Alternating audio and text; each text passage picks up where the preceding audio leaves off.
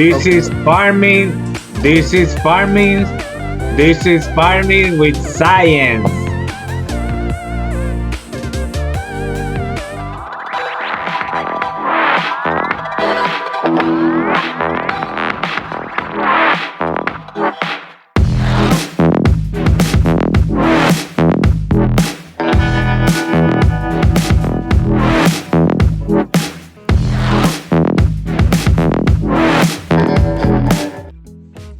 Okay, welcome back to another episode of Farming with Science. Vaccinations are a common way to prevent a lot of diseases that are in the environment. And this way, we can be a lot more efficient, especially in the area of reproduction. That's why today we have with us Dr. Joao Bittar, our beef cattle extension veterinarian, and he's going to be addressing specifically reproduction-related vaccination protocols. Dr. Joao, how are you today? Hello, Jonael, and hello, Francisco Rivera. Thanks a lot for having me here in the program. I'm very proud to be here, be part of this initiative, and I would like to take a moment to educate you all producers a little bit more about the reproductive vaccinations for cattle in Florida. So that's going to be the major topic of our video today. Let's start with the main question. What are the main reasons to incorporate a reproductive vaccination protocol in our cow-calf herd? So the three major reasons why you vaccinate cows reproductively speaking are: the first one is to allow for the success of the reproduction outcome. So to make sure the cow is healthy and has higher chance to get pregnant. So that's the major one. And also to eliminate the failure of conception. So maybe the cow is bred by the bull or artificially inseminated, and then she conceives, there's an embryo, but there's an early embryonic death, that there's a lot of reproductive diseases that induce that. The second one, and then very important one, is whenever the cows are pregnant, the heifers are pregnant, then it's to maintain that pregnancy. So we're gonna make sure those cows are healthy and protected against the abortions and the pregnancy loss. And the pregnancy loss are divided in three types: the embryonic death, that's our early one, like within the 45 days of gestation; the abortion, that's from 45 days of gestation until term; and the stillbirth. The stillbirth are those calves that died at calving or few hours after. So, second important point for use reproduction vaccines in your cow-calf operation is to prevent those pregnancy loss, and that's very important. And the third one, it's not too much directly related to reproduction, but it's directly related to the health of that replacement heifers. So we would like to vaccinate those pregnant cows and our heifers in their last month of gestation to boost colostrum quality. So we're going to increase the quality of the colostrum. Therefore, whenever that calf was born, it's going to have available and good quality colostrum. That's the first immunization, let's say that way, that the calves are going to receive because the type of the placenta that the cow have. So very important to make sure that cow gets pregnant, want to get pregnant, to maintain that pregnancy and to induce colostrum quality. So we talk about reproduction-related diseases. All of this diseases that we're vaccinating for, are they sexually transmitted diseases? What are we vaccinating for? What are these diseases that we're vaccinating for? The most common reproductive diseases that we have vaccines available, and the most important ones in Florida, within a long list, they are the infectious bovine rhinotracheitis, also called IBR. That's caused by a virus called BHV1, bovine herpes virus 1, in which induced early embryonic death, very common, abortions, usually fourth month of gestation or later. Another very important uh, virus disease that we have here that affects reproduction is BVDV, or bovine virus diarrhea virus. That's a very common one, and that brings a lot of issues to the cow-calf operation, such as also early embryonic death, abortions. If the cow maintain that pregnancy and carries until term, then the calves might be born with a congenital defects, kind of little monsters or so.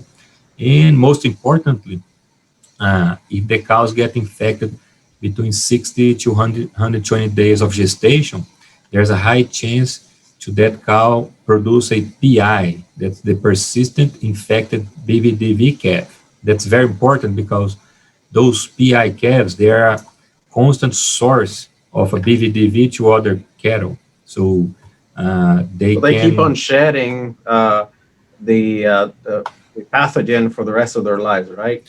Yes, that's right. They are common source. So the BVDV trick the immune system of that cattle, that calf, in which it's gonna be recognized as a part of the calf. So it's gonna for the rest of its life, that calf is gonna be shedding, is gonna be transmitting BVDV to another cattle, and that's the major source of BVDV that has a high impact on the bovine respiratory disease syndrome. That's focus of another talk, but as well as the reproductive impact of the cow.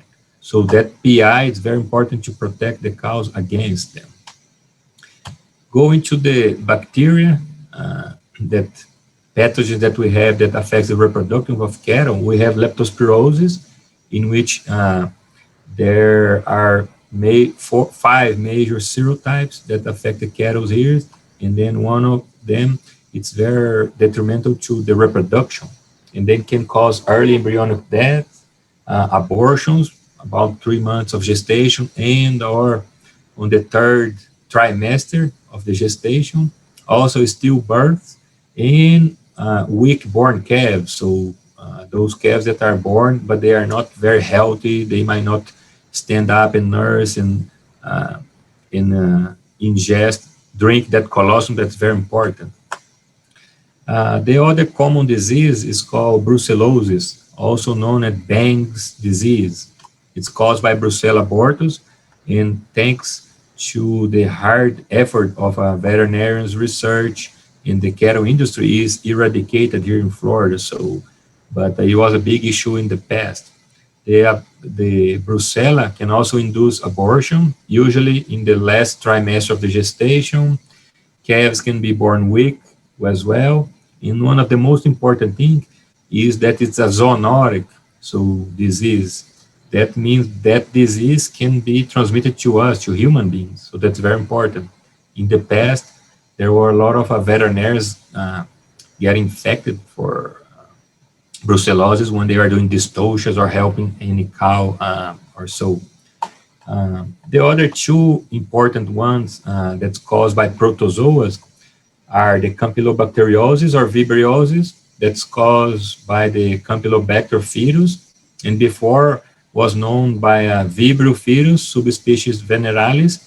That's a very important one because it also induced early embryonic death and embryo reabsorption. So that's mean the embryo gets reabsorbed and that's unnoticed. So what means the cow was bred, you think she's pregnant, and then a few days later she come in cycle again.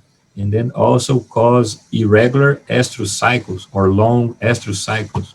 That's a very common infertility caused by these protozoa. And it can cause abortion as well, usually 5 to 6 months of gestation. Uh, and then there's one that we're hearing more and more about. It's called trichomoniasis or trick, and that's caused by the Trichomonas fetus. That's very important now. There's some regulations about bulls coming into Florida. They need to be tested and negative for that disease. And why that's important for the reproductive performance, such as vibriosis and camp. It also causes early embryonic death, those repeat breeders cows, Cows are going to have long, irregular cycles. Abortion occurs a little bit early, less than 5 months of gestation. And important future, those these things can also lead to the infection of the uterus and cause one disease called pyometra. That's the pus inside the uterus that's unable the cows to cycle, and that cow stays in that anestrus stage, like stays without cycling for long times until that pyometra gets resolved. So in that pus in the uterus, it's full with that protozoa, the Trichomonas virus, then can be later on be source of more infection. So those are the most common diseases that we have vaccines available, and we need to work together to try to prevent as our best. Dr. Vitar, we have different options or type of vaccine. What are the difference between the different type of vaccine available in the market? So, uh, Francisco, the vaccines can be an overwhelmed topic, but we're here to try to help. So there are different classifications.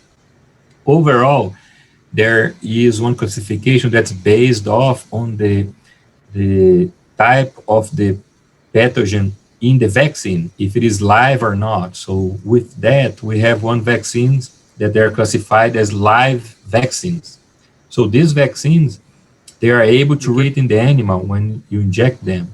And usually they are attenuated in pathogenicity. So they are changing in the way that they won't cause the diseases.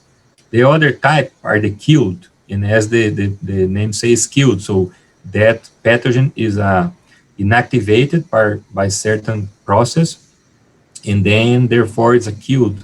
And those killed vaccines might be the whole organism or part of the organism. Some advantages of the live vaccines are that they induce a broader immune response. So they induce the immune response that produce cells that are going to kill those infected cells and pathogens, and the antibodies. That's another arm of the protection, let's say this way. The other benefit is that they require fewer doses to induce adequate immune response, and they generally induce longer lasting protection. On the killed vaccines, you can see that their advantage is that they cannot multiply or revert pathogenicity. So, in other words, they are safer. You never going to have the case in that you inject that vaccine and that vaccine is going to cause the disease. They are safer on the risk of abortion and shedding. Like I said, I told you about the modified live virus BVDV vaccines. Uh, they shedding, they cannot be transmitted to the other animals. When you vaccinate that animal, it does not shed right after to other animals. And usually they are more feasible in the technical way. What I mean is usually they come ready to use. And then once you open a bottle of the vaccine, of the killed vaccines, usually you need to read the label, but usually it can stay in a refrigerator for a few days, maybe even a week, differently from the modified live ones.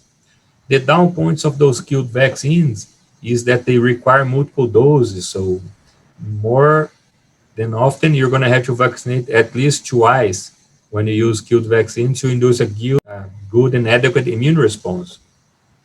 They may require a adjuvant to increase the immune response. The adjuvant, it's a product that help the immune response at the vaccine. So that's a very important point. There's a different technologies out there. And the other challenge of those skills vaccines is that they are higher cost of production. Therefore, they're going to be more expensive for the producers, and their effectiveness are variable. So for some diseases, they work best, good. Some other, they are not the best ones. So basically, those are the more important difference of the two most common reproductive vaccines used in cattle. So we have different um, products out there. Some of the vaccines are marketed as monovalent, and some of them are polyvalent. What's the difference there? That's a very important point as well, Jonael. Besides their type, modified live or killed, then we have another classification of the vaccines, and they can be monovalent or multivalent or polyvalent. And this classification is based off on the number of antigens that that vaccine contains. In other words, that's regarding the number of diseases that that vaccine is going to induce immune response and protect from.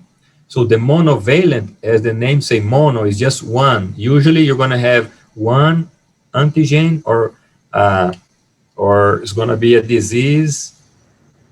You're going to have only one antigen in that vaccine. So that vaccine is going to protect against only one disease. There are several of them. In this case, here you can see one vaccine that prevents against Trichomonas virus. You have against leptospirosis bovis, IBR, BVDV, and so forth. But as there are need of vaccinate against different, more pathogens, then there was developed the multivalent or polyvalent. So multi or poly means a lot.